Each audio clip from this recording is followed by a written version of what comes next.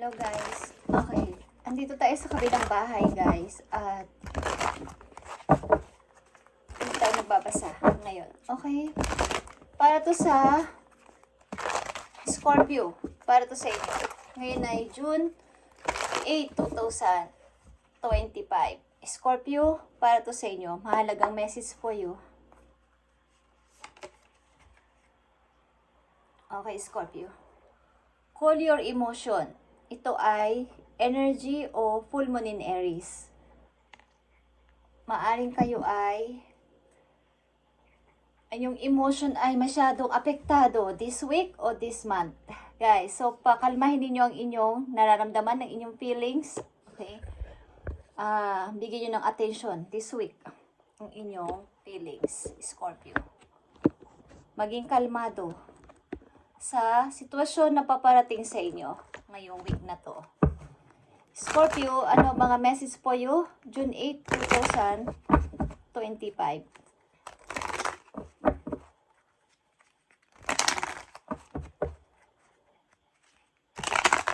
Message sa mga Scorpio.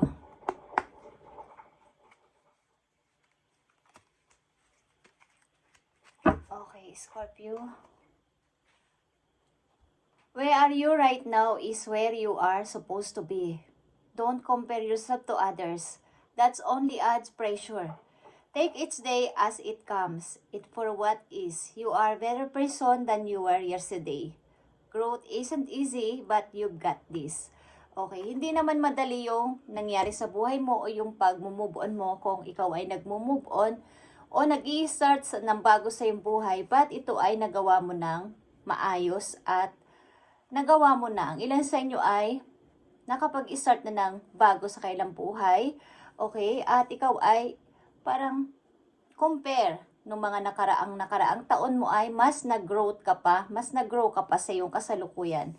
Huwag mong i-pressure ang sarili mo na i-compare mo ang sarili mo sa ibang tao dahil ito ay nagdudulot lang sa'yo ng pressure. Okay? So, kaya nandito ang call your emotion is bigyan ninyo ng attention ng inyong feelings this week sapagkat maaring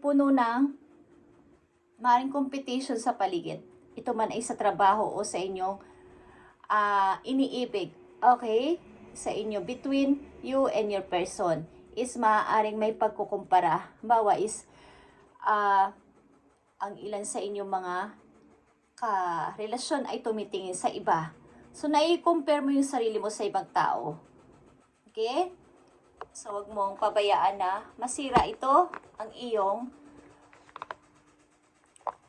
nasa good mood ka, tapos bigla ka nalang magiging hindi maganda ang mood dahil sa nangyayari sa paligid. Okay, Scorpio? Kung ano yung ginagawa mo ngayon is, kung ano yung mga pinagkakaabalahan mo o trabaho mo sa kasalukuyan ay ito ay nasa right path ka o nasa okay ka naman. Kaya lang, huwag mong i-pressure ang sarili mo na i-compare mo ang sarili mo sa iba. Ito man ay sa katrabaho mo o sa maring rival sa pag-ibig. Huwag mong i-compare ang sarili mo. Kumbaga sa nangyari sa buhay mo, pag iisip-isipin mo ay mas naging better ka pa na person ngayon sa iyong kasalukuyan. Message pa for you, Scorpio? Sanctity, okay. Though offering even the most mundane, okay, problem can become a sacrament. Okay. Kumbaga lahat ng problema ninyong naranasan sa kasalukuyan o mga nagdaan ay napagtagumpayan nyo nga katulad ng inyong message sa una pa lang is naging mas maayos kayo at mas nag-grow kayo sa kasalukuyan. Magailan sa inyo ay sobra yung faith doon sa taas kay God. Sobra yung faith niyo na lahat ng nangyayari, hindi pa mangyayari ay inyong mapapagtagumpayan. Yun yung inyong sinasabi sa inyong sarili. Nakakayanin nyo to. Nakaya ko nga yung mga nangyari sa buhay ko dati is bakit ngayon pa na ito na lang ang dumarating is hindi ko pa kakayanin. So, wag nyo i-compare ang sarili nyo sa iba sapagkat kayo is kayo. Iba sila, iba ka naman. Maaaring dealing kayo sa Aries, guys. Message pa for Scorpio sa kanilang kasalukuyang sitwasyon. Tingnan natin ang kasalukuyang sitwasyon. Imprisonment. Okay. Kung kayo ay nakakulong pa sa takot, is palayaan nyo na ang inyong sarili at mag-umpisa ng bago. Kung kayo ay nananatili sa inyong kinalalagyan na andyan pa din sa naka-stuck sa isang sitwasyon na parang may luck, is mayroon sa inyo dito tutulong na isang person na kayo ay isusuportahan at sasabihin na magpatuloy ka pa, Scorpio. Huwag ka dyan magpa-stuck. At ang ilan din sa inyo dito ay may mga involved sa buhay ninyo na nakakulong ng literal. Guys, nakakulong ng literal.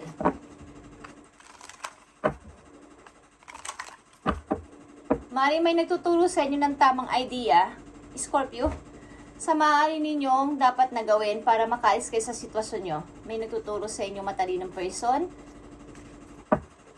Message pa po, Scorpio, sa kasalukuyan nilang sitwasyon. Tingnan natin, Scorpio. Thief is here, guys. Meron pang nai-involve sa inyo na may kinalaman sa mga trouble, guys, Scorpio. Ang inyong mga involved sa buhay ninyong tao, tuman ay kamag-anak ninyo o malapit sa puso ninyo ay may nai-involve na nasasangkot sa trouble na literal, guys. At may pwedeng makulong. Okay, so ito ay inyong tingnan. Maaari din kayo ay mapagtiwala.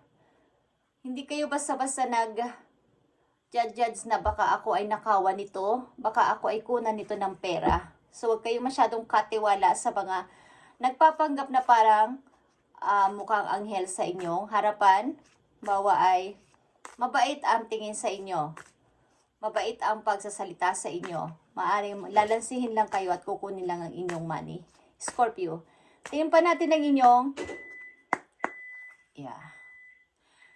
tingnan pa natin ang inyong sitwasyon, guys. Family room is here, okay. Mukhang kayo ay gusto ninyong balikan yung memories about sa inyong family. Kung kayo ay hiwalay sa inyong pamilya na, kung kayo ay kabataan pa, may namimiss kayo na isang area sa inyong bahay na ito yung pinakapaborito nyo, yung living room. Doon kayo nagsasama-sama at nanonood ng TV, nagbabanding at naaalala nyo to, Scorpio. Gusto nyo to balikan o ang mga alaala na to gusto ninyong balik-tanawan. Okay. Message for Scorpio. Tingnan pa natin, guys.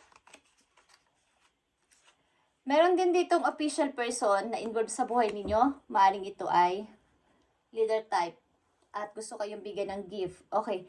Ito ay maaaring may plano sa inyo ang person na to.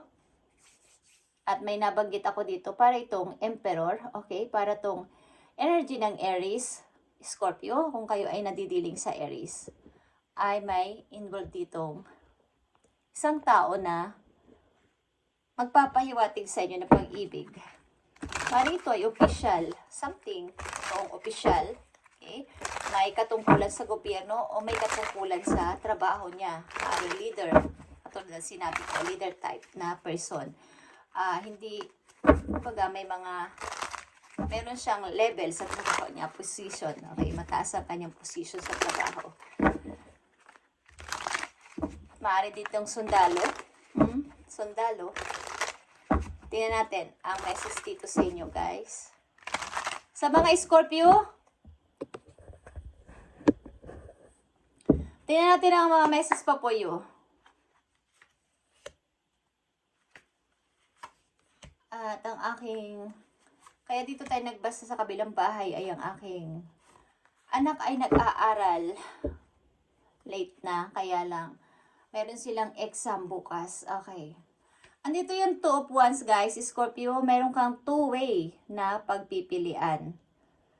Hindi ko alam kung nangyayari na to sa inyo sa kasalukuyan, but ito ay paparating sa buhay mo. 2 way o 2 path ng buhay na pamimilian ka. Left or right. Huwag ka mag-shortcut, Scorpio. Okay? First message for you is King of Cups. Okay, ang iyong energy ay nandito, Scorpio. Maring kayo speaker or nangunguna sa inyong klase. Something na kayo ay magaling magsalita sa unahan, sa harapan ng mga tao at madali kayong kaya nyong i-handle yung mga pag binigyan kayo ng ganitong trabaho ay kaya ninyong bigyan ng pagaganapin o pag binigyan kayo ng ganitong gagawin ay kaya ninyong i-discuss ng maayos. Okay, yan ang ibig ko sabihin. Kaya niyo magsalita sa unahan. Nakakaranas kayo ng matinding pagod, Scorpio. Something na malaking problema, may dinadanas ang ilan sa inyo. Pasan-pasan niyo ang malaking problema. At, yeah. The Emperor is here. Katulad ng nabanggit ko kanina. Maring ito ay sa work. Okay? Hindi ba kayo ang may mga responsibilidad sa inyong trabaho? Meron kayong mga hawak na tao sa inyong workplace at kayo yung binibigyan ng maraming mga gagawin. Okay? May mga tagasunod kayo na mga tao na kayo yung sinusundan. Okay? Meron din ditong malabos sa inyong buhay na ito ay partner ninyo o nagugustuhan ninyong person o nagkakagusto sa inyong person sa trabaho, guys. At Queen of Wands is here. Okay. Leo and Aries is here. Scorpio, maring kayo ay nadidealing sa leader type na mga tao at maraming responsibilidad dito ang nakaatang sa inyong balikat. Okay?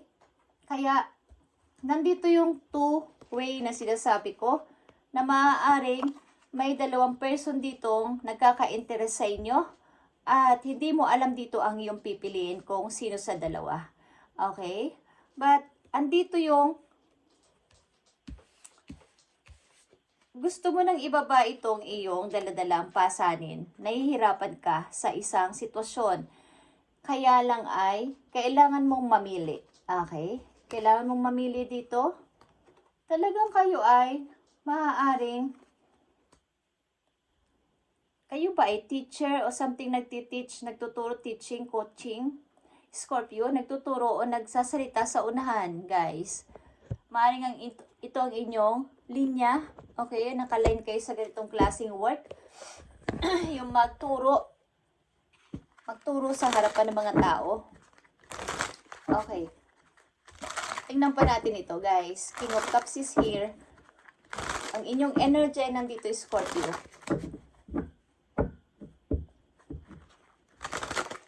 Maaaring kung kayo ay leader sa inyong ito man ay sa school o sa inyong company ay nagagawa nyo ng maayos ang inyong trabaho sa harapan nila is nakakapag-discuss kayo ng anumang bagay. Kung ano man ang ibigay sa inyo is nagagawa nyo naman ng paraan kung paano ito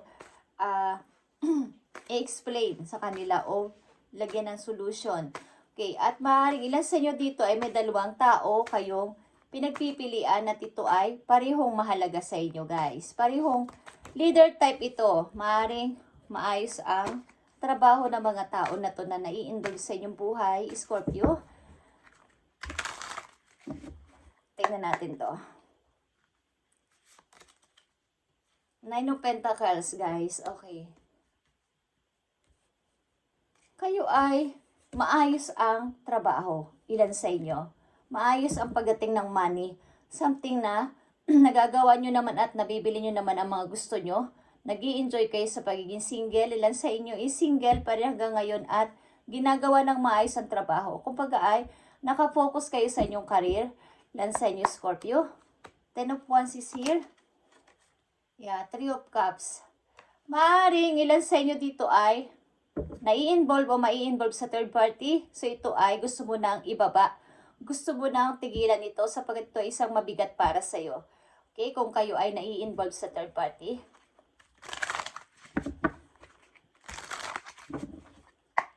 The Emperor is here para sa mga Scorpio.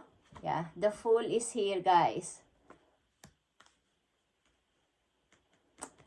Ito ay pag-iisip about sa bagong gagawin sa buhay. Bagong papasimulan, at ito nga yung two-way na sinasabi ko, tupat ng pipiliin ninyo. Something na kayo ay mag-iisip dito na magdesisyon na mag-start. At kayo ang magde-decide nito. Because ang emperor ay siya yung nagde-decide. Okay? Siya yung in charge doon sa pagde-decision. At wala nang iba. Maaaring ito ay mabagal na desisyon sapagkat ito ay iniisip mo mabuti kung ito ay talaga 100% na ako ay mag-i-start na ng bago. Okay? But ito ay gusto mo ay pulido. Pulidong kaisipan. Pulidong desisyon. At ayaw mo may pagsisihan sa bandang huli. Queen of Wands is here para sa mga Scorpio. King and Queen of Wands is here, guys. Ito ay iyong official person at saka isa pang person, guys. At maaaring dalawa nga itong tao na nag-aagawan o nandyan sa puso mo at hindi mo talaga mapagdesisyonan. Ito ay isang rival, something na ito ay parang competition, okay? Kaya dito yung, wag mong i-compare ang sarili mo sa iba sapagkat ikaw ay ayos, ikaw ay nasa okay na sitwasyon. Okay? Kung ito ay iyong nahihirapan ka dito sa pagpili, ay titingnan natin to, guys. Kung anong dapat ninyong gawin.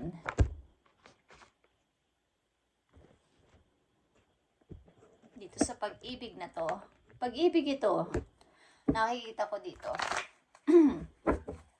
Karamihan na Scorpio na nandito sa reading ay naguguluhan sa dalawang person sapagkat ito ay maayos na mga person. Kumbaga ay wala kayong tulak kabigin sapagkat okay naman silang dalawa. Parang pag iniwan ko yung isa, pag pinili kong isa, paano naman yung isa? Gusto ko rin siya kasi. But maybe yung isa dito ay mayroon ng family. Okay? Mayroon ng family ang isa dito. Kumbaga ay mai-involve kayo dito sa third party kapag yung isa ang pinili ninyo, yung may asawa na, guys. Okay?